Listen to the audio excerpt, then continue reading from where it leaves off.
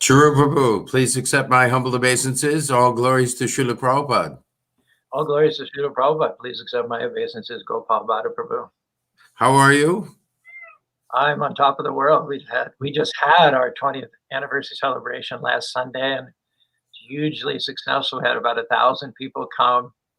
We had continuous darshan with Radhashama Sundar, continuous kirtan in the temple room on the outdoor stage. We had Bharatanatyam, Kathak, and some Bali pop. We had speakers. We had inflatables for the kids, llamas, cows, peacocks, parrots. It's something for everybody. It's absolutely wonderful. I was telling you, the Indian community was very well represented at our 20th anniversary, but most of the people who came looked like they were just Spanish Fork residents, you know, with their children and their cousins and nieces and nephews, and they were all grinning from ear to ear the whole time. And that, of course, is the topic that we have, to hear about that and to hear about the 20th anniversary and the history of the development of it. I think that everybody knows you, but just as a point of introduction, you were the temple president in Sydney when Srila Prabhupada first came to Australia. Later, you were the temple president for San Francisco. And for part of that time, I was the temple president of Los Angeles, and we were good friends. And then you've done so many innovative things that have been incredible, including part of the team and the originator of the Festival of India. I think you coined that name, and that had a lot to do with expanding the accessibility and the relevancy at those days of the Rath Yatra. The traveling Rath Yatra was part of it, and your temple probably almost for sure is the first temple that actually got started with a radio station, which is like really amazing. And one of the first things that you did was to buy a radio station, and then from there you developed the most wonderful temple. And your relationship with, Utah, many people, maybe especially our Indian audience, they don't know maybe that Utah is the crown jewel of the Mormon religion. And they're quite strong religionists. And yet you count as one of your donors the Mormon Church, which is like really an amazing accomplishment of working with the local people. So, yeah, just a glorious history you have. Please start telling us about your temple and how it evolved. We're very anxious to hear. We have to start, probably it was in 1976. I was on the BBT Library Party. Our commission from Prabhupada was to put at least one set of books in every college library in the country as references. At the time, there were, I don't know how many books that were published, but an order from a college library would consist of a purchase for all the books that were published, about $700 or $800 immediate invoicing, and then a standing order so that any future book as it was published would automatically be sent and billed. So Mahabodhi and Ganesham, who was later Bhakti Tirtha Swami, pioneered the system for placing books in the college libraries. We would go early in the morning. We traveled in vans. We'd stay at caravans overnight, gather on the weekends under the guidance of Satsvarup Maharaj for kirtan and satsang. We'd go to the library about 8 o'clock in the morning and get what's called professor recommend cards from the girl at the desk there. We would take these cards to professors who taught in world religions or sociology of religions or mythology, any related area. And even if they didn't teach in a related area, but they were Indian, they might be a mathematician from South India, we would still go to them and get a few signatures. Professors would recommend. Then at the end of the day, we'd go back, show these recommend cards to the acquisitions librarian, and she would make out an order, and we would have that order and leave campus. So pretty much it was a fail-safe system, never failed to get us at least one order. Now, every once in a while, there'd be more than one library on campus, and every once in a while, a professor would order a set for himself. As I said, it's about a $700 or $800 investment. The most we'd ever done was Dartmouth and Harvard. I was on the Dartmouth crew. In both cases, there were 3 libraries on campus, all of whom took sets of Prabhupada's books. And in both cases, 3 professors took personal sets for themselves. So those were the records. 6 sets at Harvard and 6 sets at Dartmouth. I wasn't on the 2-man crew. It was the originators of the BBT Library Party, the veterans, the senior-most veterans, Mahabodhi and Gandhisham. And remember, we would hit campus at 8 o'clock, and by noon, we would have our order in hand, and we would be traveling 50, 100 miles to the next area. We would stay overnight at the Keoya, and then we would be at the next campus 8 o'clock in the morning. So Mahabodhi and Gandhisham, we got news. They had visited Brigham Young University campus in Provo, Utah, and they had sold, read my lips, 18 sets, 18, ladies and gentlemen, sets of Prabhupada's books. So I heard about that in 1976, and I thought, these Utahns are at least, 3 times more God conscious than anybody else anywhere in the country. But that was in my mind. So long story short, fast forward a few years, I'm life membership director in Los Angeles. I'm doing a radio show called The Krishna Show out of Pasadena. There's a station, KMAX. They rented blocked out time for the Indian community every Saturday morning from 8 in the morning till 1 in the afternoon. Travel agents, grocery stores. And we had our Culver City Temple Krishna Show right in the middle of all that. It really worked to make the Indian community of Los Angeles aware of our temple and to step up the level of their commitment. We would have stories, I would have guests, we'd have bhajans, we'd do questions on the air with prizes. But after doing this 79 and 80 or so, 2 years, I thought that for that same $1,000 a month that we're renting time, 4 days a week, 4 Saturdays a month, we could cover possibly the mortgage on a smaller radio station somewhere else in the country. And so I started monitoring the classified section of a publication called Broadcast Weekly, where radio stations were advertised for sale throughout the country. And about 1980, 81, I saw this small AM radio station, 1480, advertised for sale near, of all places, Provo, Utah. So bells started ringing. Provo, BYU, 18 sets of standing orders. Came with 5 acres of land. I'd heard Utah was magnificent, wonderful country for outdoorsmen with canyons, hikes, striking scenes all over the place. Here was a radio station that was just 6 miles from Brigham Young University, one of the biggest, wealthiest campuses in the world, with 35,000 students on average. There's another college campus called Utah Valley University, just a few miles away as well. I knew that the Mormons, I didn't know much about the Mormons, but I knew they had missionaries all over the world. And in order to be missionaries in foreign countries, they had to learn foreign languages. They had to live in all kinds of different cultural contexts. And so I assumed that they weren't exactly provincial, that they were broad-minded and well-experienced. And the station was going for a pretty good price. It wasn't doing well commercially. It was under the shadow of the commercial stations in Provo, and then Salt Lake City's only 50 miles away. So we came up to view it. We had gotten some money in Los Angeles as a side gig, you might say, to being life membership director. I had started taking the paraphernalia, which was originally meant for the traveling Rath Yatra festivals, the program which Madhua eventually inherited and does to this day. And I had parlayed that during the off months. We would do Rath Yatras during the summer, but then there was nothing for that paraphernalia, no way to engage it the other 9 months of the year. Well, those are the 9 months of the year the colleges are in session. So I went to the in charge there in Los Angeles, Ramaswamy, and I said, can we take this equipment, these exhibits, and book colleges for a Festival of India?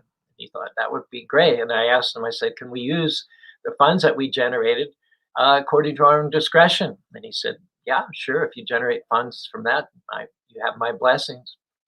So after 18 months, I had a portfolio with glowing letters of recommendation from the presidents and professors of most of the colleges in Southern California. We'd gone everywhere. We'd done bhajans. We even had elephant rides on many occasions, exhibits. We catered food. We had a boutique.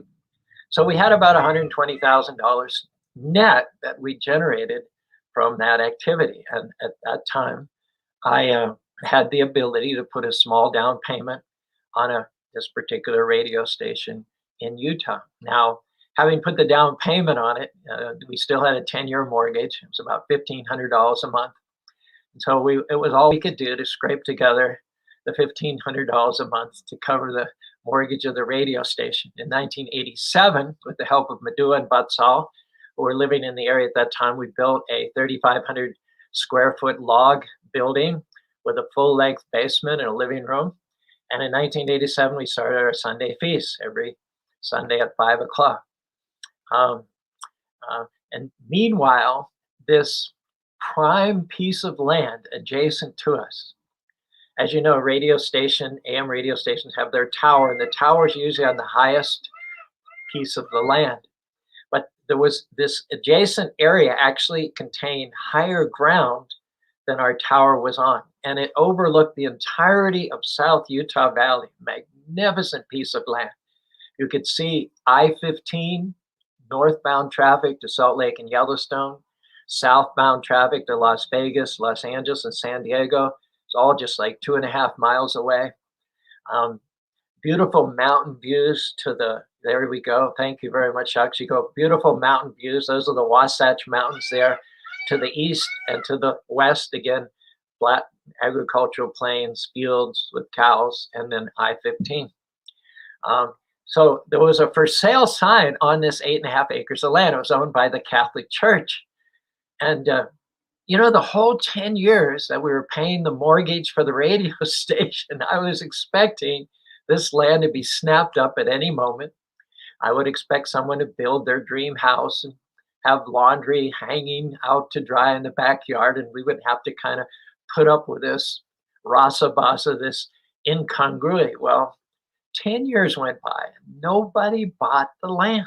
Can you imagine? It was like Krishna kind of pulled down a veil and hid it, made it invisible to people, kept it aside for us. Once in a while, I would call the Catholic Church and sort of feel them out. There was a lady named Barbara Gladowski. She was in charge of real estate for the Catholic Church. And she just very abrupt, very curt. She said, $95,000 cash. I said, would you finance? No, we won't finance. We want cash. Well, we couldn't float a loan because I never had a bank account. I've been a missionary for 50 years. I have no, when you run my name through TRW, it comes up like I never existed. So we weren't able to finance any land, and we didn't really have a down payment. So throughout the 10 years, I would just feel them out and get the same sort of rebuff from Barbara Gladowski. Finally, around 1991, we paid off the mortgage of the radio station. The land was still for sale. Can you imagine? A new person had taken over the real estate. Barbara had retired. His name was Rick Salviti. As I talked to him, we got to be friends. Turns out I'm from Stallstown, Pennsylvania, a small town of not more than 100 people. Rick Salviti is from Falling Waters, Pennsylvania, which is even smaller than Stallstown. It's only 10 miles away. It's famous, if the name rings a bell, it's because where George Frank Lloyd Wright built his famous residential building, the Falling Waters.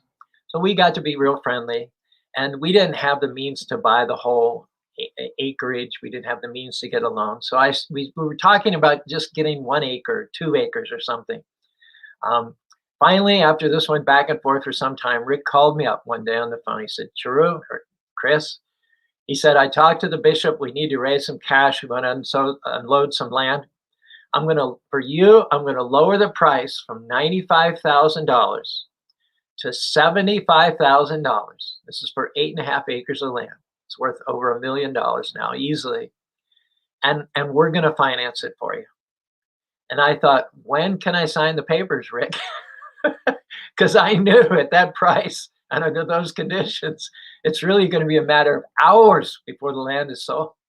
So he couldn't sign the papers fast enough. And sure enough, he told me 2 days after we signed the papers and became contractually obligated, um, there were offers that came in for bigger amounts. They offered more than the $75,000 selling price. Now, we still had a problem. We had to come up with a down payment of $25,000 within a short period of time. We had 17, but I needed to find $8,000 in pronto, really, really quickly. Funny thing was, in those days, there weren't many llamas around. There was a lot of demand for llamas and there was a small supply. So we had gotten into the llama raising business as a means of supplemental income. And routinely, we sold male llamas for $1,000 and female llamas for $2,500, $3,000. Just timely, the right time. A local businessman, Bryant Summerhays, who owns a string of music stores up and down the Wasatch Front, he came shopping for a female llama. He figured that he could buy a female llama, and then the first time that llama had a baby, he could sell the baby and get his original investment back. So we're standing on the fence, and I'm pointing out the various female llamas. This one's 2,500. This one's 3,000. Now, we had one llama at that time who was the Krishna color. She was a bluish black llama. In fact, we called her Shami. Sham means, as you know, the color of a monsoon cloud during the rainy season, and mean is the feminine. So Brian Summerhays had no eye for any of the other llamas. His eye went to the Shamin, the Krishna-colored llama, and he said, "How much is that llama?"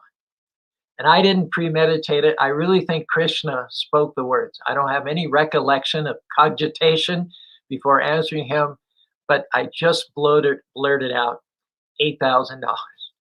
He wrote out a check on the spot. That's my own personal testimony about, if anybody has a doubt that in fact the Shama Sundar, the Krishna, the color of a monsoon cloud during the rainy season, if anyone has any doubt that that is the most attractive color, this is my own story to verify that in fact this is accurate. All right, so we got the land. Now we had 15 acres of land altogether, 14 acres of land with the original property. This is the house we built in 1987, courtesy of Madua and Batsala, who are both very, very skilled handicraftsmen, tradesmen. This is the radio station that we ran for many years, 1480 AM, full menu of episodes from the Mahabharata, the Ramayana, bhajans, kirtans, episodes, the Vedic Observer, How I Came to Krishna Consciousness, lectures and interviews. In fact, the whole text practically of Radhanath Swami Journey Home, I recorded in our studio in Los Angeles many, many years. This is like 1979 or 1980. And that went into the playlist of our radio station many, many years before, again, Ganesham Bhaktitirtha Swami convinced Radhanath Swami to turn that material into a book. Okay, so here we are. Some or other, we've got a radio station paid for. We've got a down payment on a piece of land. We've got 14 acres. We've got a beautiful temple site. But we're not sure how the local community is going to react to the announcement of our building a Hare Krishna temple in an area that's 90% Mormon. Mormons call this area Zion, after the promised land. So we thought we'll keep a low foul. We'll take 10 years to pay off the mortgage again on the land. And then maybe 10 years down the line, maybe 2001, 2002, we'll consciously announce our hope to build a temple and then see how the community reacts to it. Well, why don't we play this clip if you have it queued up, Shakshi Gopal. This is produced by BYU Television, and it actually tells the story how the community stepped forward in order to give us the nod to start fundraising and start announcing for the temple construction. We would have waited for another 10 years, but it was the overwhelmingly positive response of the community that caused us to start right then and there in 1981.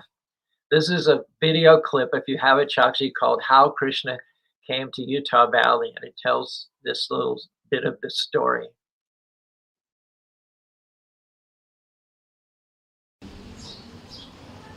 Now, it was the radio and my love for public speaking that brought us here. We didn't envision starting a temple. It was all that we could imagine to pay this mortgage off for the land and the radio station. But 10 years later, the mortgage was paid off, and the adjacent 8.5 acres on which this temple stands became available. We were able to, again, put another down payment on that.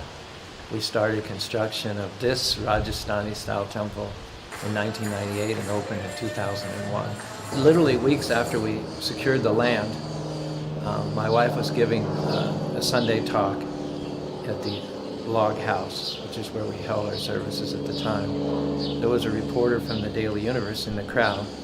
She happened to mention that we'd acquired land and eventually we would build a temple. Well, that was Sunday, and Tuesday an article came out in the Daily Universe leaving out the word eventually. Then by Thursday or Friday, the Deseret News and Salt Lake Tribune had picked up on the story, and the whole mood was overwhelmingly supportive, overwhelmingly positive, overwhelmingly encouraging. And so we thought, well, maybe we don't have to wait 10 years. This temple is real special because of the situation of it. It's like a jewel in a beautiful setting. So the whole atmosphere of it is so pleasing. People come here and they say, I feel spiritual when I come here. I loved it. I loved today, and I'm sure I would love to visit other services at other religions. I really enjoyed the sense of community that, you could literally feel the acceptance from everyone in the room. Even with these things, these rituals that were extremely different from anything Western, anything that I've ever done, I still felt really included and really welcomed.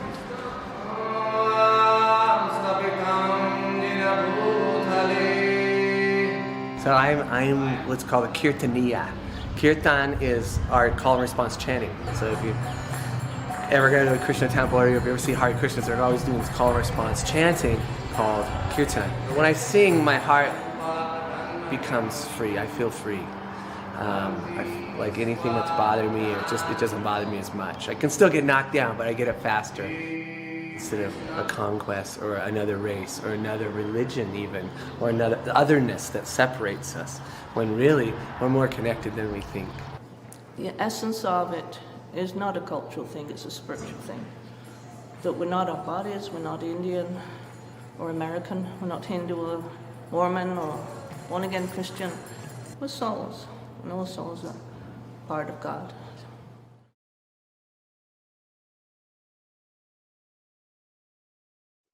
Once again, that video was made by Brigham Young University Television itself. So we've got the nod from the community. We've got the land, but we need money. We need at least $1.2 million to build the temple. I remember at the time I was running, every Saturday morning, 30 or 40 runners would gather at 6 in the morning by what they call the Bishop's Storehouse and run along the Provo, Spanish Fort Creek and what's called Tree Line Road. And they would, the runners are all Mormons, and they would talk about jazz basketball and all things Mormon. And eventually they would run out of topics and they would say, Caru, chant the sun mantra. And I'd say, Yak Chak Churesa, Sabita Sakara Garam Raja Samasti Ashura, Yashagnaya, Brahmati Samamrija, Govina Madre. And everybody would, and we would all greet the sun when it comes up, and they'd say, they'd ask me what's going on with the Krishna temple. I'd never prompt them. I'd never proselyte or anything. But eventually they would all clump around me as we're jogging along on our 20-mile training run and ask me to bring them up to date on all things Krishna. And I remember one Saturday morning, we were all running in a group, and somebody asked me, Churu, I heard you guys are going to build a temple. I said, that's true. We intend to build a temple. He said, how much is it going to cost? And I said, about $1.2 million. He said, how much have you raised so far? And I said, 12,000. And the whole group, like 30 people, it's like they're gut punched. They like stopped running. They all turned to stare at me and they said, you said 120,000, right? I said, no, 12,000. And in fact, the first $12,000 that we'd raised went just for leveling. You know, you had to have a road where construction vehicles could come up, and you had to have a flat plane on which you could lay your foundation. That's where the first $12,000 of our fundraising went. It's generally well known in America that one of our means of income, aside from selling llamas, was selling cookies. For 24 years, we would get permission from Walmarts and Kmarts and go to the exit doors and sell cookies. To this day, I can sell cookies in Spanish: chocolate, avena con paso, cacahuate, uno packet por $2, tres packet por cinco. One bag for $2, 3 bags for $5. Throughout all of the Southwest and Utah and even Arizona, we'd go in our little motor home with our prepackaged cookies, sell cookies for years and years and years. I remember one year I came to the Southern California area from Utah. It was winter, so you can't go outdoors and sell cookies in Utah in the winter. It's too cold. So I came down to the San Bernardino Riverside area, which is about 80 miles east of Los Angeles. And I had my little Dolphin motorhome, and it was packed full of cookies. So I went out and I sold cookies for about 88 straight days. And then finally I had a break, a free day, and I went to visit the temple in Los Angeles. This was January, right? So Sabas came up and he hugged me and he said, "True, so nice to see you. When did you come?" This is January. So I quipped. I said, "I came in November." So I had already been in the area for 3 months selling cookies. And eventually through the cookie sales, we were able to pour the concrete platform with the plumbing and the water and everything. And Sridhar Swami, the Jolly Swami, used to visit us quite often in those days. And we would sit out in the front of the porch of the log house and talk katha, and the traffic goes by. And I remember one evening, Sridhar Swami says, "So Caru, how is the temple coming?" I said, "Well, Maharaj, frankly, I'm having some sleepless nights. I'm waking up like 2 and 3 o'clock in the morning thinking, are we going to be able to finish what we started? Have we bit off more than we could chew? Is this over endeavor?" And he said, "Well, what have you achieved so far?" And I said, "Well, we've got the slab poured." And he just laughed and laughed. And he said, "Caru, once you pour the slab, it's a done deal." So after he said that, I never woke up in a panic at 2 or 3 o'clock in the morning. I knew that some or other, Krishna will always finish what he starts. And shortly thereafter, that was made very evident to me. Throughout the early stages, I would hear these whispers from the Indian community. Dinesh Patel, he's got a very profitable company called Theratech. He's an up and coming. Why don't you try to get Dinesh Patel to support your fundraising efforts? And I thought, well, he's in Salt Lake, we're in Spanish Fork. He might be more interested in a temple in the Salt Lake area than down here in Spanish Fork. Who knows? Some people want a Hindu temple, overtly Hindu temple, and while we're under the general umbrella of Hinduism, we're also ISKCON as well. One day I got a check in the mail from Dinesh Patel for $51. So I knew this is Dinesh Patel and his wife Kalpana, and they're talking to Senator Orrin Hatch on the occasion of the temple opening June 23rd, 2001. It was because of Dinesh's connections that Orrin Hatch flew out from Washington to be personally present at the opening of the temple. Another person who was there was a Utah County Commissioner who had been our good friend. His name was Gary Herbert, and he just finished 8 years as governor of Utah as well. So I'd never met Dinesh Patel. Well, it so happened that I believe it was Narayan Sutar from the Gujarati community invited me to do a puja in his home. After the puja, in his backyard, there was a long banquet table set out, and we're all sitting and enjoying vegetarian meals. I was at the upper end of the table, and from the other side of the table, some distance down, a voice said, "Caru." I looked, and it was Dinesh Patel. I was seeing him, meeting him, hearing him for the first time. He said, "How's the fundraising going for the new temple in Spanish Fork?" And I said something modest. I mean, I'm sure we only had a few $1,000s. And he said right out there amongst the 30 or 40 members of the Gujarati community, he said, "I will match the first $50,000. At that point, I knew we were going to be successful. We had one of the most influential, wealthy men, the most influential, wealthy person of the Gujarati/Indian community committing to the construction of the temple. I can't tell you what a watershed that was for me. That Krishna had sent that connection with Dr. Dinesh Patel in order to finish what we had started. Dinesh Patel was personal friends with then Governor Levitt at that time, even better friends with Governor Huntsman, better friends with Governor Herbert. I can't get into it now, but Dinesh Patel, in the background, never wanting to take the limelight for himself, has probably more to do with the economic robustness and health of Utah over the last 20 years than any other single member of the public now. He used to call me every Sunday night around 9 o'clock, and he would ask me in detail what had transpired during the previous week on the temple construction. His wife, Kalpana, once told me, Dinesh is a man of few words. Kalpana once told me, Dinesh doesn't talk to anybody as long as he talks to you. True. A multi-billionaire, Sorensen or Eccles, will call Dinesh and he'll and hump, say a few monosyllables and hang up after 30 seconds or so. But he calls you every Sunday night and he talks to you for 20 or 30 minutes. I don't know anybody that he talks to that much. Later on, we were invited to an award ceremony. He was inducted into the Utah Technological Council Hall of Fame. And there was a biographical movie made about Dinesh. It was showed to all the movers and shakers. I mean, anybody was there. The other guy who received the award at the same night as Dinesh was the founder of Microsoft. So you get the idea. So there was this film shown to everybody, and the temple, what was prominent by Dinesh's express wishes, that temple in Spanish Fork was seen from every angle.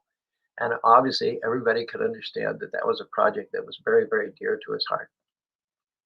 So we're building the temple, and I thought, in order to get supplemental funds, why not apply for grants? There are a lot of private charitable foundations, a lot of multimillionaires in Utah. I mentioned the Sorensens, the Eccles, the Huntsmans.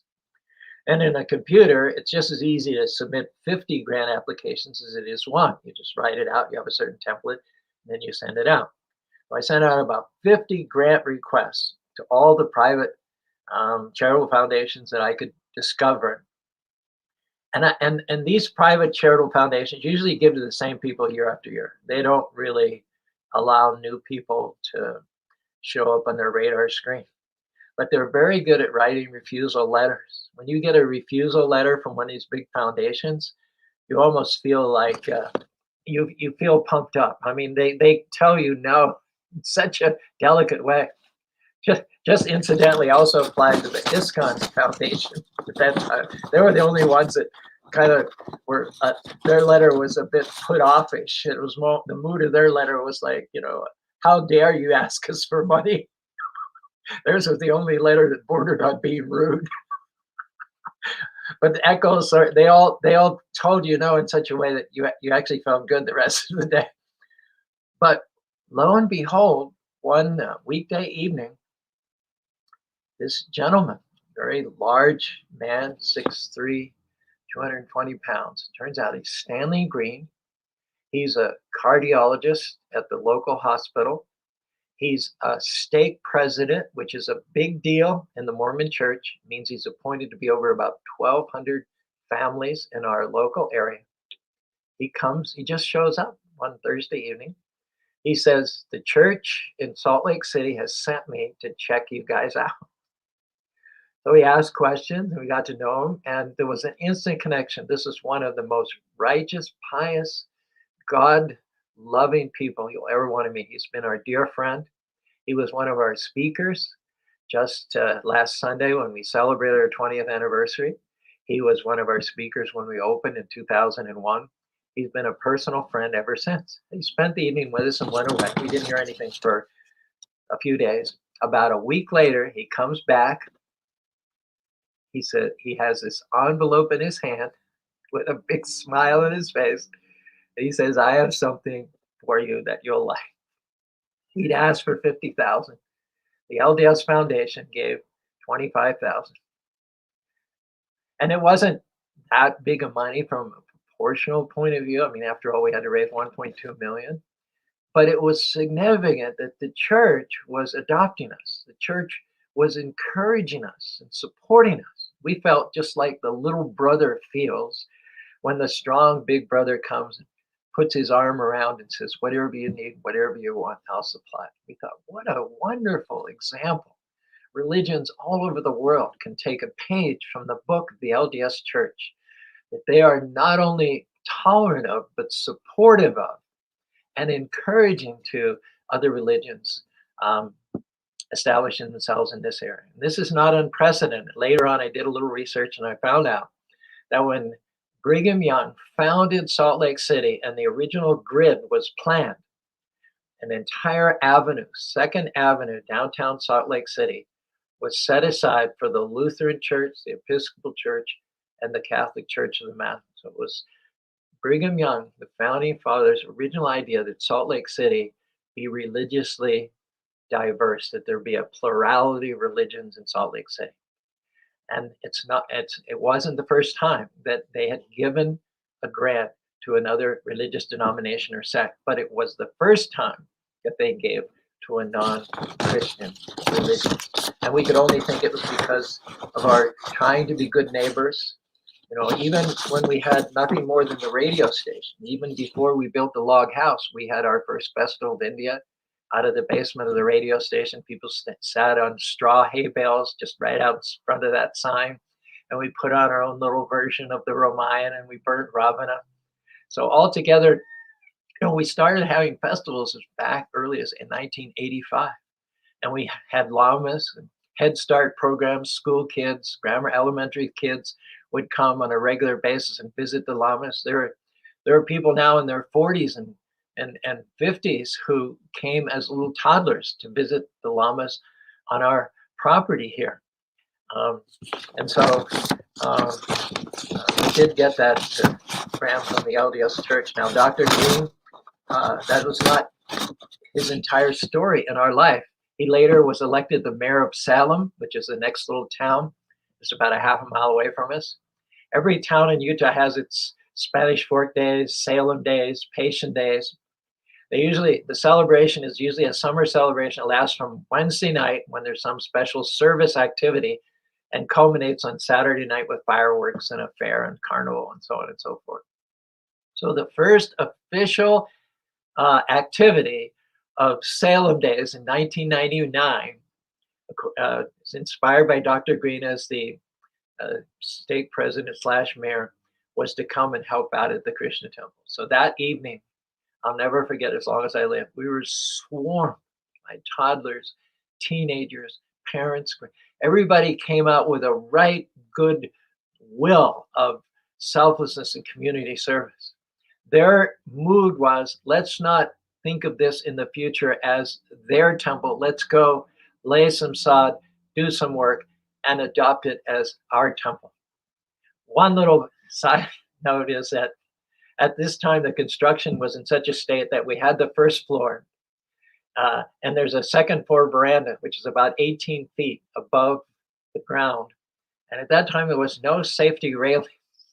So these kids and the parents, you know, they seem pretty blasé about it. You know, a lot of these kids would sit with their legs dangling 18 feet over the air. And I'm just, the whole evening, I'm like, my heart is in my throat. Oh my gosh, you know, Krishna, please protect these wonderful people. And Dr. Green mentioned this in his talk last Sunday. He said he wasn't worried. He knew that the hand of the Lord was with us, and I certainly hope so. Another little story. One winter around that time, my Bobby was moving a bad hail. She slipped on the ice, broke her fall with her wrist, went to the hospital, which is just like 3 miles away. And they took an x-ray. And the x-ray showed, they had it hung up on the wall there in her room, that there was multiple fractures. X-ray technician came in, he said, you'll have several surgeries but your wrist will never be the same. Dr. Green happened to be passing by. He looked in the room, he did a double take. He said, "Vi, is that you?" I said, "Yes." He came in, he asked the details. We told him what had happened. He said, "Can I say a blessing?" We said, "You certainly can." We closed the door, and the three of us and Dr. Green put his hands on Bhai Bhavi's wrist, and he said a blessing for him. After which he said, "I'm going to go get another x-ray." Took her in, got another x-ray. They put the second x-ray up right next to the first x-ray, and lo and behold, it now showed a clean break, simply repaired with a cast. Now Bhai Bhavi has full range of motion in that particular wrist. So we had the blessings of the LDS Church. We had the patronage of Dinesh Patel, who ended up giving about $130,000 himself, also raising a similar amount from the Indian community up there in Salt Lake City. We knew we had to open a temple ASAP. It was not something that could be deferred or delayed. I'd seen many temples kind of in a sense. Of course, Krishna consciousness, this can never be said of Krishna consciousness in general, but in a sense, many of the temples that were established decades before there was any Hindu temples erected, ISKCON was the groundbreaking original entity on the scene. And they had buildings from the 70s and 80s that they rented. They had churches that they renovated. And I'd seen that in local communities, metropolitan areas, as soon as that consciousness of the Indian community being a power of force arose, there would be a great move to build a Hindu temple. And all of the funds and resources would go to that. So I knew that that time was coming in Utah. When we originally arrived, there was virtually no Hindus, no Indian presence per se.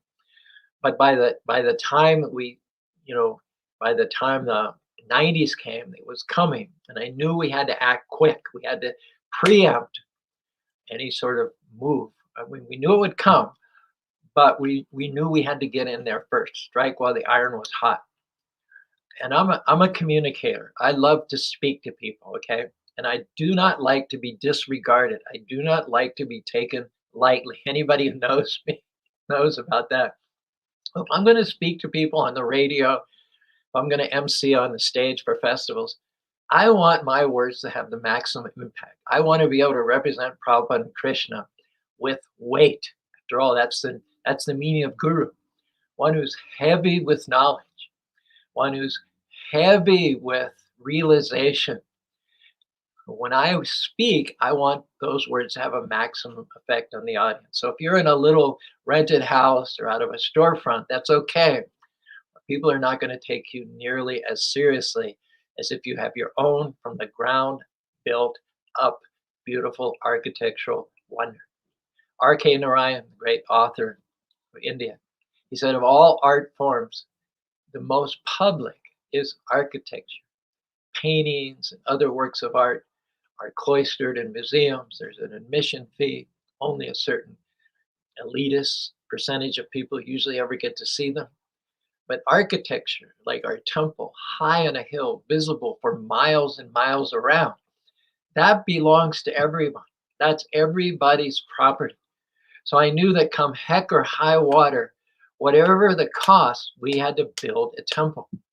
Now it's interesting because we could have opened this temple with a functional building with water and electricity. In fact, we did open the temple in 2001. There were no particular embellishments. There were just the main dome, what we call the cucumber domes, the onion domes were not installed at that time. A bare bones, functional, practical building we could have opened for about $500,000. But we wanted to make a statement. As you know, most buildings nowadays, it's 95% functional, right angles and functionality, and maybe 5 or 10 or even 2% decoration. But we spent more money on the decoration than we did on the functionality of the building. Those domes and arches and columns, they cost another $700,000. The building itself, the concrete block building, with all the amenities and utilities, we could have done it for 500,000. And let me tell you, every penny was well spent. Every penny that we spent has come back to us 100 times. Now this temple celebrated its 20th anniversary of its opening. Every year we host 3,000 school kids who arrive in yellow buses, spend between an hour and a half and 3 hours on the temple property. They handle the lamas as an icebreaker. They come into the temple for kirtan. They have a Q&A. There's a PowerPoint. And more often than not, they have lunch as well. 25,000 people come every year in March for the Festival of Colors. It's the largest celebration of its kind in all of North America. And we have 2 big billboards on I-15, northbound and southbound. So all the northbound traffic sees a big billboard, just one exit before exit, and all the southbound traffic sees a billboard. So many, many hundreds, if not thousands of people go off the freeway on an unplanned detour to come and visit our temple, have lunch, and patronize our gift store. Every penny that we spent in bringing this temple to fruition was money well spent. We wouldn't do it any other way, and we would encourage each and every yatra in America and India. It's reflexive, wealthy, affluent people. They automatically give to build temples. Our temple, while unique in all of America, the temple in Spanish Fork at the time it was opened is the only Rajasthani-style temple in all of America. It remains only one of 2 Rajasthani-style temples in America. The other one is the one we opened in Salt Lake City in 2019. Here's a picture, thank you, Shakshi Gopal, of the domes. They're made of fiberglass carbon composites, the same material that airplane wings, motorcycle helmets, and satellites are made from. They were made in the factory. They were brought on site on a trailer, and then a big crane lift them into place, and then they were welded into place with taps. The main dome is a concrete dome. It weighs 33,000 pounds. It was installed in November of 1999. One of the biggest cranes in Utah came to lift it into place. It had been built on the ground, and that crane had to have 88,000 pounds of counterweight on its deck. So that when it lifted this 30,000 pound dome and then swung it laterally over the top of the temple, the crane wouldn't tip over. Just as a side note, how Krishna paved the way, made our crooked places straight. The company that made the fiberglass domes, we asked 3 companies for quotes on these domes. There are 8 onion domes, as you see, and there are 4 large cucumber domes, and then there are 4 smaller cucumber domes. So what is that? 16 domes altogether. So we approached 3 different companies with the designs that Bhai Bobby had made. And we got a $250,000 quote from one company. We had a $250,000 quote from another company. We didn't know how we'd ever be able to pay for that. The third company, Carbon Composites, which is no longer in business, I hope it's not because of this, but they quoted $90,000 for these 16 domes. Again, we couldn't sign the contract fast enough. And once they realized that they'd made a mistake in their calculations and should have quoted at least 180,000 to break even and 250,000 for profitability, by this time they were legally contracted and they had to do it. And we, of course, gave them some extra money just to kind of smooth the way. And we also gave them a tax receipt so they could claim the difference as a loss. But they were quite gracious, and they stood in the newspaper picture whenever any dome was being placed. And let me say also, throughout the whole process, the media, Channel 5, KRCL, what's the main station? I can't even think of it in Salt Lake City. KSL.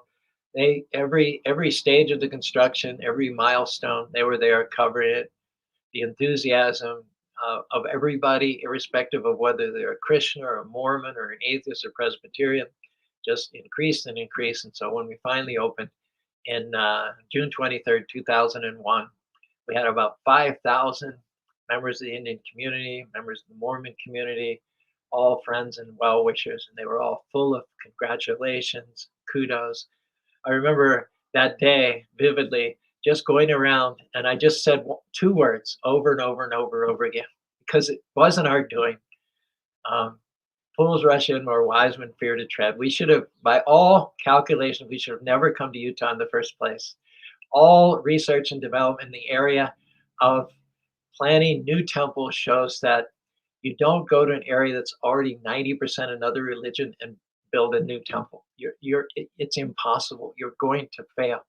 We didn't know that. We just knew that the Lord of millions of universes, Sri Chaitanya Mahaprabhu had said, Pritiviteya Chejato Nagaradagram Sarvachapachoya Muyumnam. Lord Chaitanya had already paved the way. He'd already blessed our missionary endeavors. He'd already said 500 years ago that there will be a temple in Spanish Fort. And so we figured on the heels of Lord Chaitanya's affirmation, we would be successful. All the research and development said otherwise, but you and Krishna are always a majority. You and Lord Chaitanya Maharaj are always a majority. So we were successful. Who could have envisioned that the local community would have been so supportive and so genial and so amicable? And again, a certain landmark occurred last Sunday. We celebrated 20 years coexistence, joy, celebration amongst our Mormon neighbors just day before yesterday. That's pretty much most of the story of Spanish Fort. Probably afterwards, some things will occur to me and I'll say, oh, I forgot this or that. I think those are the high points. Pretty much go Balbada.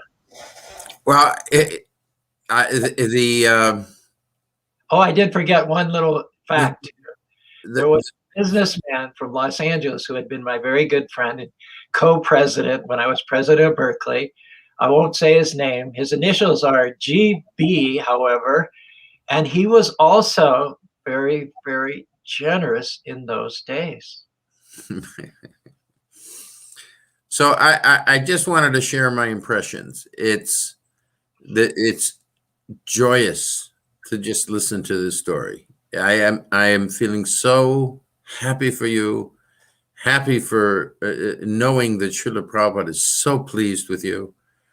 I mean, he is beaming, smiling, joyous over everything that you've accomplished. And of course, in less than an hour, you can't tell the whole story. I know there's more, but just tremendous success you've had. And it's like, congratulations. Thank you. Shakshi Gopal has one final drone video of the temple. I think it's a good note on we should see the drone. Yeah, for sure. But let me just defray your praises by saying that often Krishna will take the least qualified in order to accomplish his purposes. When he takes those people who you least expect to be successful and makes them successful, it shows his power in a greater way. So we can't claim credit for what's happened here. I told this story on the stage on Sunday, and I think everyone got a little chuckle out of it. The most common words out of people's mouths when they walk in the door of our temple is, how in the world did this Hare Krishna temple get here of all places? I point to a painting that Bhai Bobby did of Krishna on the wall. I said, this is the God we worship. You'll note the peacock feather jauntily placed in his crown, the flute to his lips. You'll note the three-fold bending form, and especially the mischievous look in his eyes. So the short answer to your question of how we got here is that God is a prankster. God has a sense of humor. He wanted to do what you could never imagine him able to do. And it's our great fortune. It's the defining feature of our lives that Krishna was kind enough and merciful enough to use Bhai Bobby and I as an instrument in bringing this temple into being. Video time. Wonderful way to end too, but let's see the drone.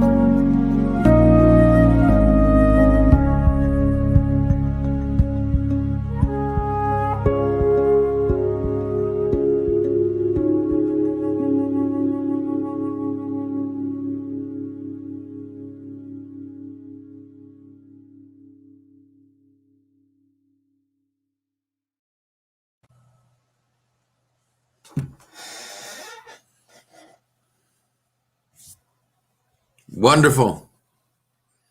Thank you so very much. Appreciate the opportunity to tell this wonderful story about the potencies of Krishna.